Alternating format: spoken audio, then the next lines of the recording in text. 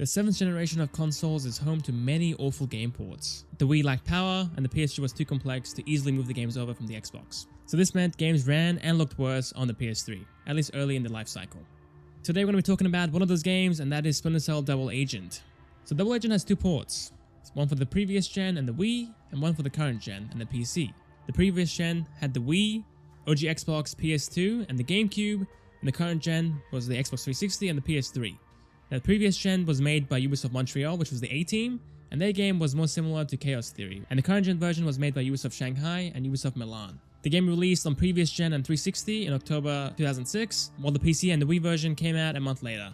For the PS3, that didn't come out until March 2007. Starting up the game on the PS3, you can immediately tell that there's something wrong. The performance is absolutely horrendous. As you guys can see, it's sitting at 10 FPS, or single-digit FPS, and on the 360, it's sitting at 15 to 20, and eventually goes up to 30. And the funny thing is, the cutscenes aren't exact. The 360 version will fall behind as you go through.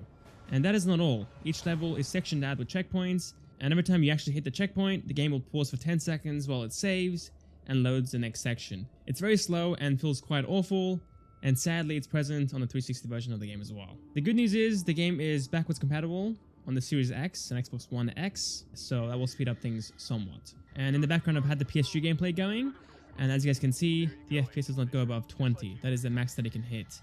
If you use sonar goggles, you can actually hit 30, but the screen is just white, so you can't see a thing or play through them at all. So it's pretty insane to me that all these review sites said the game, is a bit worse than the 360 version, and some said that it does run worse, but you're getting 12 FPS isn't just a little bit worse, it is unplayable. And on the 360 it does have slowdowns, it does fall below 30 FPS, but it's far more playable. If you're getting 20 to 30, that's a good range for the 360. Single digit FPS up to 20 is not a good range, that is PS Vita level of performance. It's pretty funny, the whole story behind this game, at least for me. I was in love with the first level as a kid, and years later I bought the game through CEX. The game was broken, it wouldn't run, so I returned it, bought it through eBay, had to wait a week. The game finally shows up, I'm super hyped to play it, put it in the PS3, and the first level is, as you guys can see, very laggy. So I was just shocked. I was like, there's no way it's playing this bad. At first I thought it was the PS3 that was having an issue, maybe it's overheating, slowing itself down, but no, looking it up on YouTube, it is laggy for everyone. The game is just poorly optimized. And the sad thing is, we have 3 ports of the same game, PC, 360 and PS3, and 2 of them are just unplayable. PC port has bad controls, no control support basically, and it's not very stable, it will crash a lot.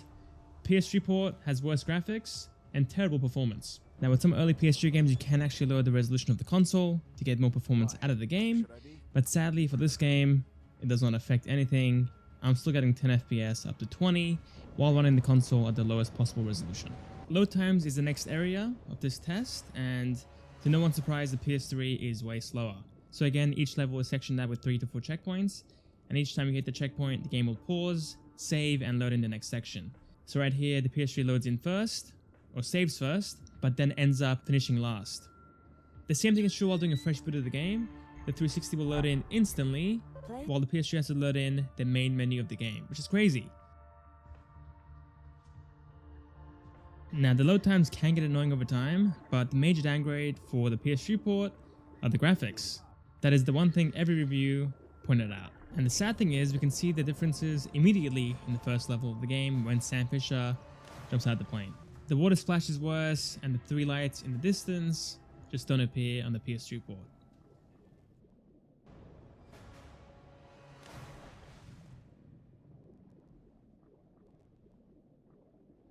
When it comes to skin texture, the 360 port is more reflective and the PS3 port is more matte, which makes no sense because he is sweating here and his skin isn't reflective at all. The jaggies, way more obvious on the PS3 port. The 360 hides them better, but they are still there as well. And the overall animations are way more choppy on the PS3 versus the 360. Later in the level, we climb some pipes and get above the vents, and here's when you can see the major issue on the PS3 port. We get no shadows, the cop and the inmate are just blacked out fully, and the lighting is obviously worse as well. If you walk forward a bit, the inmate and the cop come back into view, and the shadow does flicker, but it does also show up as well. So we spoke about the PS3 and the 360, well now it's time for the PC port. We get two presets, standard and next gen. I'm running next gen here, and the graphics are somewhere in between PS3 and 360. It's not as good as 360 because, as you guys can see, the two lights are missing, plus the moon reflection, but we do get the water splash from the 360 port. The FPS and the load times are way faster on the PC port, but that is a given because we are playing an old game with a newer PC. Something else that's very quick is the mouse movement. I've got the lowest mouse sense in the settings menu, but the movement is still way too quick. When it comes to the AI is way less reactive and I guess more dumb on the PC port versus the 360 port. As you guys can see, I can shoot this guy right in front of his friend. He will turn around and not react. Won't even see his body. He won't alert anyone, and that is it. I'm still in stealth. While on the 360 port, I can shoot him over and over again, and he will react every single time and alert the other guards. So what is the best way to play this game? I think the best way is an Xbox Series X. It will give you 4K 60, plus it can play the game through the disc. Not actually playing the disc, it will download the files, but the disc is a license to get the game, so it should be cheaper. Series S can't play discs, but it will give you 440p 30 FPS. The Xbox One X will give you 4K 30, and then the base Xbox One will be, I guess, on par with the 360, at times even worse. If you're playing on a PC, then the Xenia emulator is the way to go. So you get the Xbox port of the game with the enhanced graphics, the smarter AI, the controller support, the smooth frame rate, I guess. And surprisingly, it is far more stable versus the PC port of the game, but it will be harder to run. If you got a slower PC or an older PC, trying to get a stable 30 will be quite difficult through this method. The second thing is the game will have to reload every time you go through a menu or go to a new level. For example, the main menu is one reload, then the single player menu is the second one. The third is going to the first level. Once you finish the level, the game will have to reload again, so you have to go manually close out the emulator and reopen it again. So it can get annoying, but for me, the enhanced graphics, smarter AI, and mainly the controller support makes this definitely worth it. If you're not a fan of that, then you can go ahead and patch the game, you can mod the game, apply fixes, and play the native PC port of the game. But in my experience, it is just too much work, and the payoff at the end isn't really worth it. The easiest way again is through the Xbox, either 360, Xbox One, the One X, or Series X, but going out and buying a console for one game isn't really worth it in most cases. So that is the simple route. The PC route is also another option. So yeah, that is a video on Double Agent on 360, PC, and PS3. I do hope you guys enjoyed. Thanks for watching, and I'll see you guys next time for the next video. See you guys there.